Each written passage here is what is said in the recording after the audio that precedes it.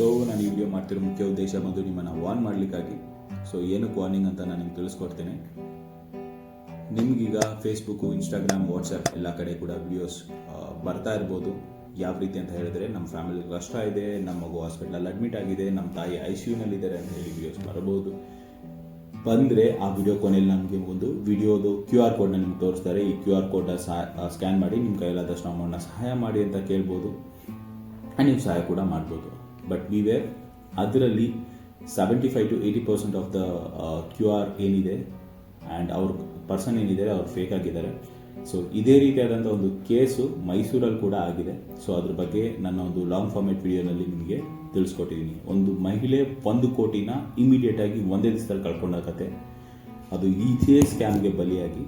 ದಯವಿಟ್ಟು ನನ್ನ ಚಾನಲ್ನ ಸಬ್ಸ್ಕ್ರೈಬ್ ಮಾಡಿ, ಮತ್ತೆ ವಿಡಿಯೋನ ನೋಡಿ. ನಿಮಗೆ ತುಂಬಾ ನಾಲೆಡ್ಜ್ ಸಿಗುತ್ತಿದೆ. Thank you very much. Bye.